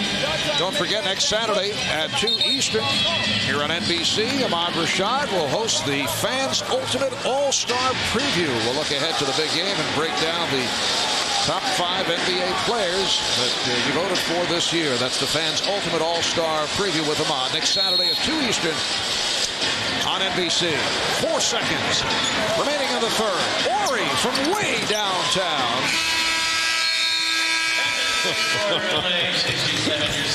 So it's the Lakers 67, 76ers 63. As we head to the fourth, we'll be back after these words from your local station. Welcome back to Philadelphia. I'm Jim Gray. Well, if you're a kid, you do very well with the 76ers because when you come to the game, first you get your lunch pail. Inside your lunch pail, you get this bobble doll, the Kembe Mutombo, but it's the finger waving that's really clever. Or you get the Moses Malone. He bobbles as well. This is my personal favorite, a rubber ducky of Allen Iverson. It floats, it chirps. Make a couple baskets as well. It's a little fire truck with all the guys on it. And you know what's really amazing about this? When I do this, even Fred Carter, former player behind us, he bobbles. Marv, I know you're in line. The adults are fighting for these as well as the kids. Fred Mad Dog Carter on cue.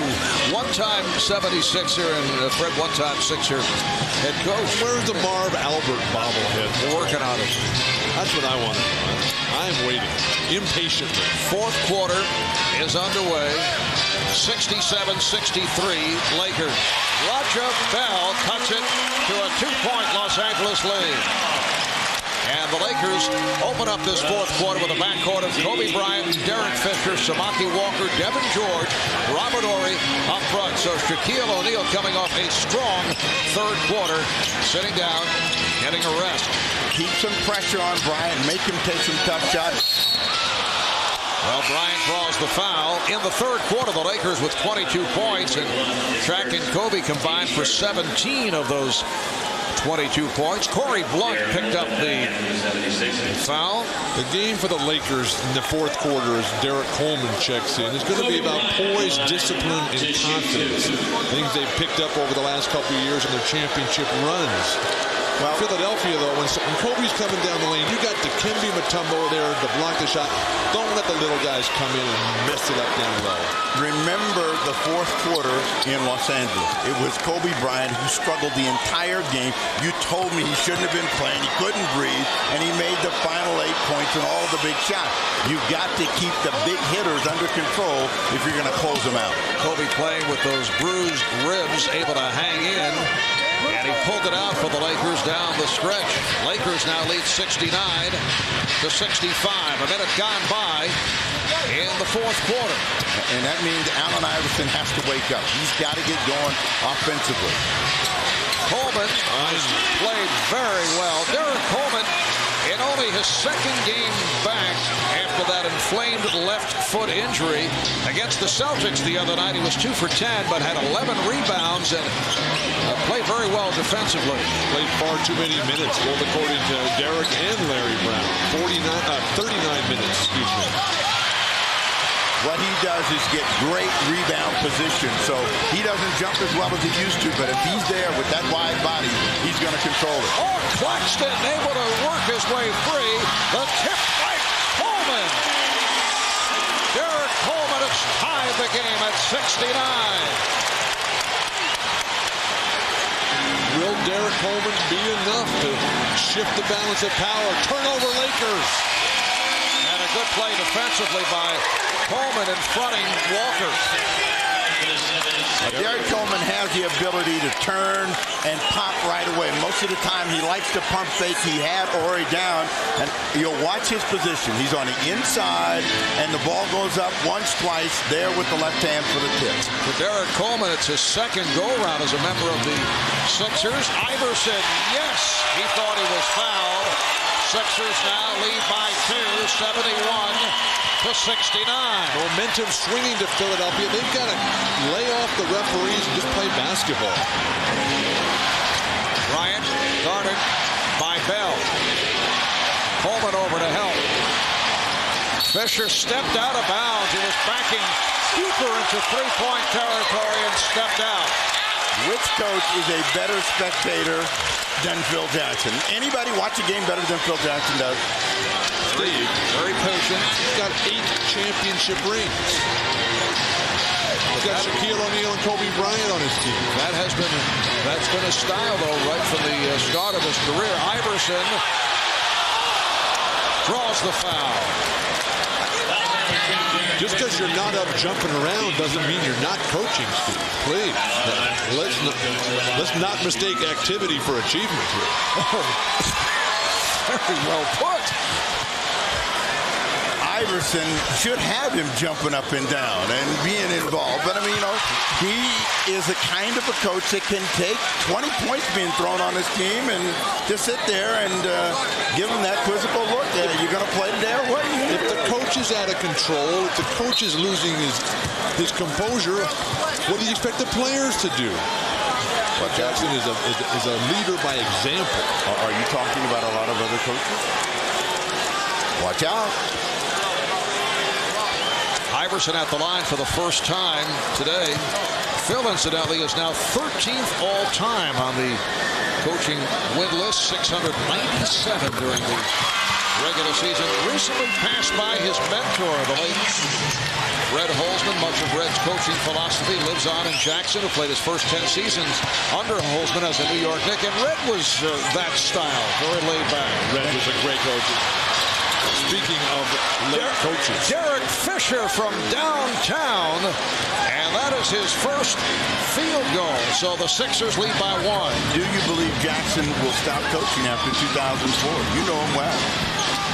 I hope not. He's absolutely one of my favorites of all time. Coleman with a nice move. Derek Coleman has been so effective. What a bounce-back season it's been for Derek here in Philadelphia. Well, they took the big gamble, and today it's paying off. And he has been solid throughout on both ends of the court, off the court as well. Horry had it knocked away, but last touch by the Sixers. So Derek Coleman with 16 points, along with 7 rebounds. A major factor here today. It's the Sixers by 3, 8.5 remaining in the fourth. Derek Coleman has been questioned about his desire to reach the fullness of his greatness, but they've never questioned his fundamentals and ability to score and to rebound the basketball. And when you get Coleman down on the block, you get a guy that knows how to get busy, draw fouls, get shots away, and make things happen. And that's what he's done to help the Sixers get this slight advantage. If you're going to ever beat the Lakers and Shaquille O'Neal, you have to have scoring forwards. Last year was Jermaine Jones, Tyrone Hill. They couldn't get a single point out of those guys in the finals. And with Harpering solid today, Derek Coleman near spectacular, made a huge difference for Larry Brown. Shot clock is down to 6. Down to 2. Shaquille firing at a line drive shot. Played well again by Mutombo. Mutombo's kept him away from the hoop by and large today.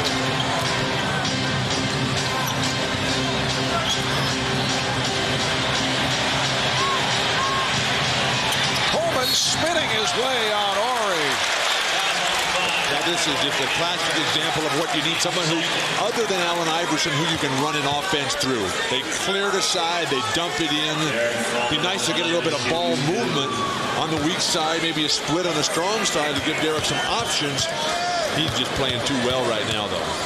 So Derek Coleman looking for points, 17 and 18. He comes in averaging 14.5 per game. A reminder, next Sunday at 5 Eastern, right here on NBC. Join Bob Costas for a look ahead to the upcoming Olympic Winter Games from Salt Lake and a tribute to Olympic figure skating with special performances by Olympic gold medalist Tara Lipinski and Scott Hamilton. Allstate presents the All-Star Olympic Salute. That's next Sunday at 5 Eastern on NBC. 76ers with a 77-72 lead, just under 8 remaining in the fourth quarter. Marv Albert, Bill Walton, Steve Jones, Jim Gray from Philadelphia. Late whistle by Leroy Richardson. That prompted the roar from the crowd. Shaq will head to the line. But the foul was committed early. Larry Brown realizes that the initial contact, which the referees ignored, thinking Shaq would just go ahead and score anyway. The body contact there. And that's what makes everybody irate. Eric Snow didn't get that call. He shouldn't get that call. He's going away from the hoop. He's out of control. And you're saying he got hit. That's the biggest bust out here. A foul is a foul, Stephen. Dikembe grabbed him in the paint area. Should have been called initially. You're in the union today. Shaq is now 3 for 7 from the line. So the 76ers up by 4. Larry Brown staying with Claxton and Iverson in the backcourt. Bell, Mutombo, and Coleman up front. Trying to come back to Coleman. Mutombo, whoa, he was expecting contact. Fisher hit a 3 a moment ago. Shaq's calling for the ball. Get it to him again and get him back to the line. Fisher, he was extending in the air, wanted to give it up, and had nowhere to go, so he banked it home, and the Sixers now lead by 2. But you're better making Derek Fisher make those kinds of shots and let him start throwing the ball into Shaq and let them get some sort of rhythm and swing the ball and control you offensively and defensively. And at the other end, Fisher called for the foul. Now Eric Snow will come on for Roger Bell. Last year, Larry Brown liked to play 3 guards. He's still doing the same thing. Derek Fisher, a couple of big hoops here in the quarter. Iverson guarded by Fisher. Goes to the step back and hits. Allen Iverson picking it up. He now has 21, and the Sixers lead 79-75. Allen Iverson a question mark after injuring his lower back right at the end of the first half. Took treatment at halftime, and he has come back strong. Fisher from downtown. Rebounded by Claxton. He has Iverson on the wing. Iverson is wide open. Iverson not able to hit, and Shaw is on the loose ball. Easiest shot he's had all night. Too much time to think about it. Foul is called a reach-in. Ball knocked away from Shaw by Snow. That's the 3rd on Snow. Fisher plays Iverson as well as you can. And then the guy just backs up. As Larry Brown likes to say, this little kid is really good. Corey Blunt coming in. Derek Coleman will get a short breather, I'm sure. Blunt does not represent the same kind of offensive force that Derek Coleman does, and they're only ahead by 4. It's a gamble by Larry Brown. This game is being played at a pace that Coleman can go the rest of the way. He does have the sore foot, missing those 4 straight games before the last Boston game. Fisher kicks it out. Here's Devin George for 3. And the ball back to the 76ers. What happens with a lot of the Lakers is they get too anxious on their 3-point shots. Devin George had plenty of time. As soon as he got it, it was gone, and it wasn't a good shot. So the Lakers now 3 of 13 from downtown.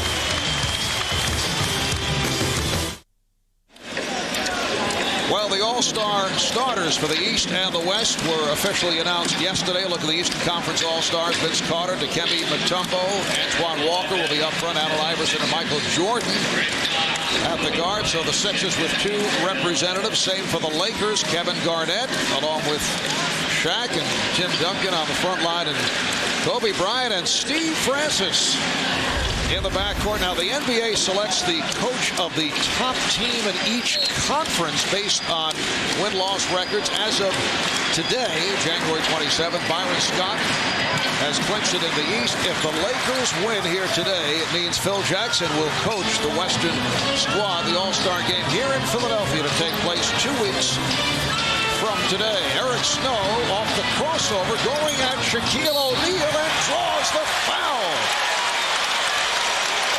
Lakers had to switch. The ball movement came right back to Eric Snow,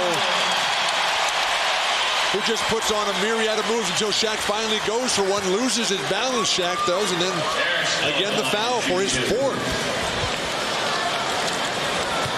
Snow worked real hard for that effort, but he had the right idea. You got a big man on you. You got him out on the perimeter. Make sure you get the ball to the bucket. Don't just relax and try to shoot over him. Snow is 5 for 5 from the line. He has made it back from that fractured left thumb injury. Such an important player in the 76ers scheme. And now the Sixers now lead 81-75. Now the Sixers come with some full court pressure and try to take some time off the clock and force Shaq to come away from the hoop to receive. Well, this is a guy that can be the game breaker. Kobe Bryant's back in the game. You're going to see him start to get his hands on that ball a whole lot more to try to close the lead. Fisher for three. You need inside-outside threes, not that kind of. Lakers continue to struggle from downtown. Speedy Claxton logging minutes here in the fourth quarter. Comes off a strong game Friday night up in Boston. Iverson is open. Rebounded by Ori. You can tell sometimes when Iverson's going to miss because his body is leaning and pulling off the shot. He pulled off that one. And the outside official, Don Vaden, with the call on Derek Coleman. So that's 3 on Coleman. 14 fouls apiece.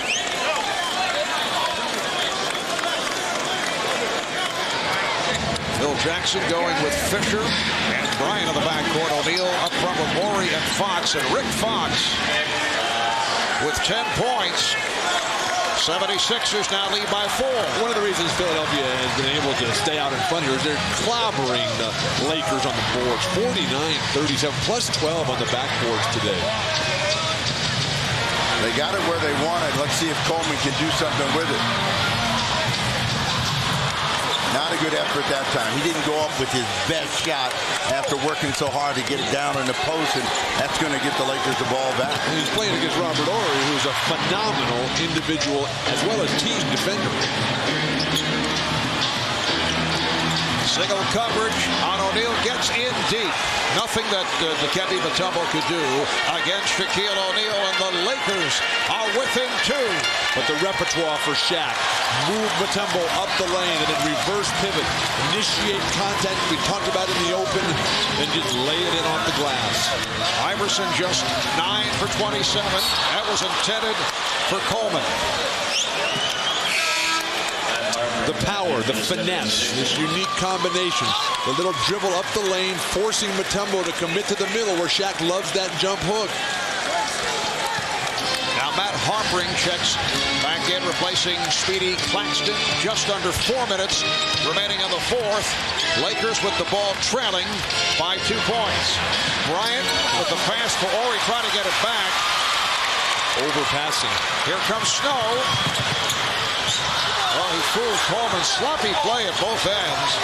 Well, poor spacing by the Sixers on that break. Iverson back for Snow. Coleman with the rebound. Mutombo, yes. Dikembe Mutombo with a baseline jumper. The Sixers lead 83-79. Now Larry Brown is telling these guys, get up, pressure that ball, make them set up further out on the floor. Don't let Shaq get that great deep position. Kobe Bryant. Shaq kept it alive, but it's rebounded by Coleman. Here's Snow. Bottled up by Bryant. And it's a jump ball. These fans are having a time today. It's going to be a timeout, but you know what Eric Snow is trying to do is create problems and create shots, and Mutombo delivers this one at the most timely of times for the Sixers.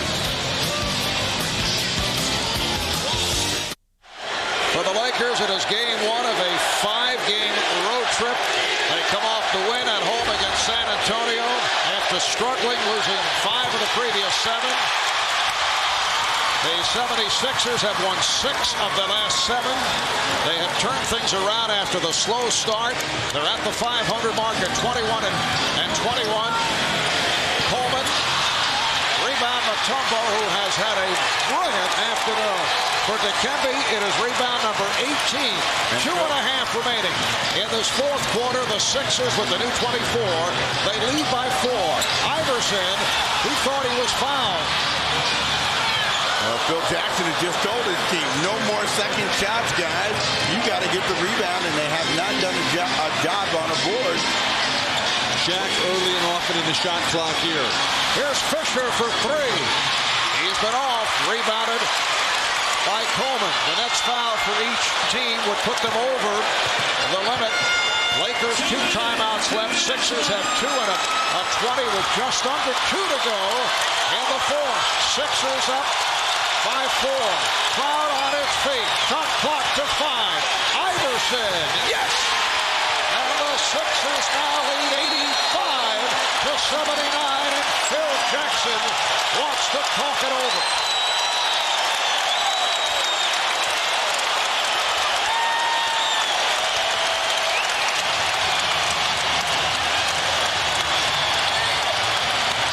Watch this play right here. The ball goes off the foot of Mutombo, and Snow goes to the floor to save it, and a rush up the floor to beat the 8 seconds, which leads to this heart stopper for Phil Jackson. So Allen Iverson with 23 points. A minute 47 remaining in the fourth. Back in Philadelphia, this may turn out to be the critical play of the game.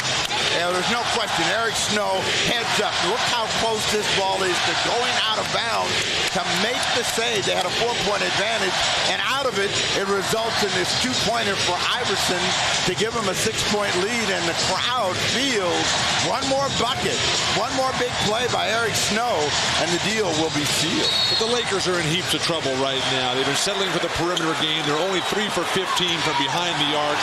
They've only taken 13 free throws for the game. They're not attacking the basket. Well, Derek Coleman attacking the inbounds pass, able to slap it away. Coleman almost in our lap that time. Bill Jackson said, I don't know if he can apply the pressure, but he's doing a good job down the stretch. Coleman and Mutombo, what a combination on both ends of the court today. Lakers looking for a quick shot. Kobe draws the foul, so Bryant will go to the line. That also puts the 76ers over the foul limit. That's 4 on Coleman. Kobe Bryant, 3 for 3 from the line. Will shoot 2. Very quiet day here for Kobe back in his hometown. Was in early foul trouble. He's 7 of 16. He has 17 points. And this is the first of 2. Well, auto racing's biggest event will start the NASCAR season at Daytona International Speedway. Early buzz centers around reigning, I'm told the early buzz centers around reigning Winston Cup champion Jeff Gordon and Dale Earnhardt Jr. as the favorites for NASCAR's most prestigious race, the Daytona 500, coming to NBC for the first time Sunday, February 17th. Minute and a half remaining in the fourth. Sixers up by 5. Snow is open.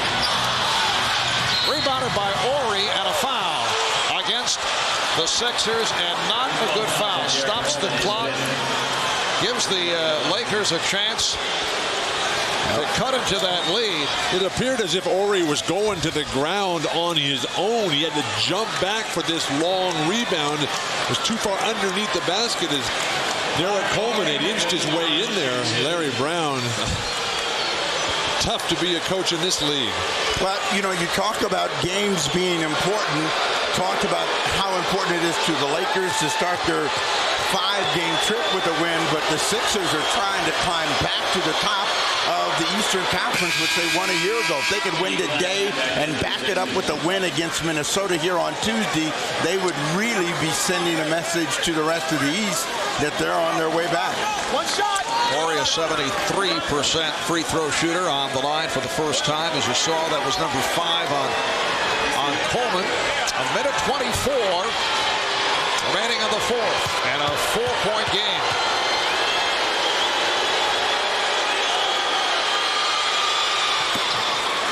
Sixers 85, Lakers 82. Ori up in the backcourt trying to take the ball out of Iverson's hand. Ori and Fisher on the trap. Snow being played now by Fox. Shot clock down to 7. Here's Snow. Offensive foul. The ball back to the Lakers. Terrific defense. The hallmark of the Lakers and every Phil Jackson championship team. Fox stays in there. They had to switch. Fox not normally matched up with Snow, and who just lowers his shoulder. Easy play to call. Only Snow's second turnover. That was shades of the Chicago Bulls track with Pippen and Jordan stepping out. What you got to do is make sure you know what you want to do. Kobe Bryant comes back to make it a one-point game. Just under 1 minute remaining in the fourth quarter. Sixers up by 1.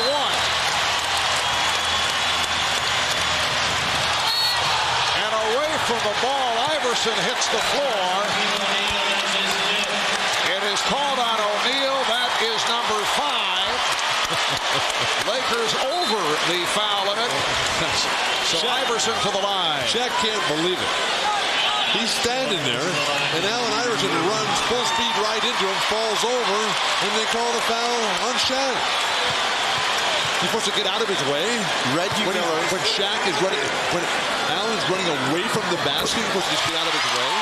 Reggie Miller does that better than any other player in the NBA. You find a big guy, you fall off of him at the right time, and Shaq was moving just enough to get the attention of the official. Iverson gets the first one.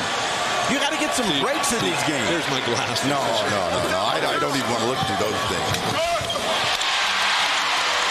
So the Sixers now lead by 3 with 40 seconds remaining in the fourth quarter. Lakers have hit their last 5 shots. Somehow Fisher was able to get ahead of the field, but could not convert. Here comes Snow with a half minute remaining. No reason to shoot at this point, and he pulls it back. There's a 10-second differential between the game clock and the shot clock. Well, there's a guy they should foul, McKee, who's barely been in the game. Here's Mutombo. Oh, big bucket by Dikembe Mutombo. The Sixers open up at 89. 84 lead.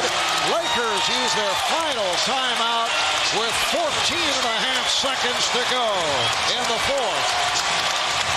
As soon as McKee got the ball, they should have been running at him, let him find Mutombo, and everybody here at the First Union celebrating because of this hoop. So with the timeout, we'll take a break. We'll be back after these words from your local station. The Lakers have just used their final timeout. 14 and 5/10 seconds remaining in the fourth. Iverson with a terrific defensive play to knock it off Fisher. It'll be Sixer ball.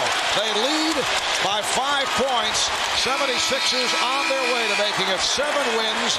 Their last 8 games. Now here's Speedy Claxton coming on, replacing. Well, Dikembe Mutombo will sit down. What a ball game for Dikembe. 13 points, 18 rebounds in 41 minutes. Derek Coleman also sits down. Bryant giving the foul on Iverson. Front court scoring. We talked about it at the very outset of the game today. Larry Brown realizing he needed it. He made the big move to get Derek Coleman. Derek Coleman has left the court. He's gone into the locker room right now. Tremendous game for Coleman. 18 points, 12 boards. Mutombo, whose stamina continues to amaze me. Mutombo battles Shaq with 13 points, 18 boards of his own. Hope lives here in Philadelphia and around the NBA that somebody can indeed compete with this great Lakers squad. Allen Iverson with 26 points, playing hurt throughout the second half.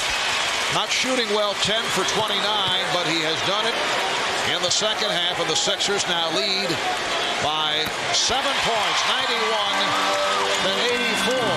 So they get a split of the season series against the team they faced in the NBA Finals a year ago. Shaq able to put it down, so he has 25 points, and a foul is called with 6 seconds to go. Derek Coleman on the Shaq foul, but you know what the Sixers have today, which they haven't had, is balance in their entire starting lineup. Everybody that started scored in double figures, and that's what they're going to need if they think they're going to get back to the championship round, to keep the pressure off of Allen Iverson, who has been averaging 40 up to today and only 26 this afternoon. Three-point play for Shaq. Final seconds, 91-87. Sixers with the lead. Shaq with 26. Kobe only 20 points. And once again, Iverson will be sent to the line, fouled by Fisher. Well, you can just see the frustration and anxiety in Phil Jackson's face. The disappointment of not being able to coach yet another All-Star game.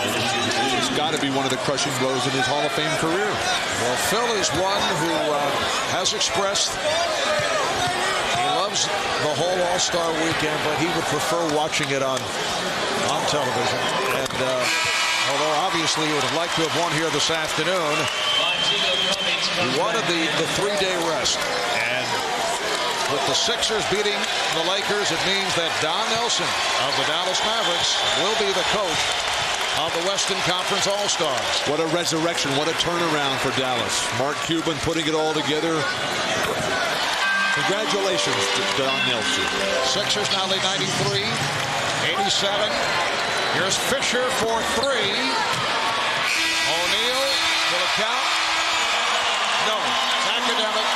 76ers have defeated the Lakers 93-87 in an excellent game here at First Union Center in Philadelphia. So the high point man, Allen Iverson with 29, Shaquille O'Neal with 26 for Bill Walton, Steve Jones, Jim Gray, Marv Albert. Again, the final score, 76ers 93, Lakers 87. They're chanting, beat LA. Right now, we take you to Breckenridge, Colorado for the Chevy Truck U.S. Snowboard Grand Prix already in progress.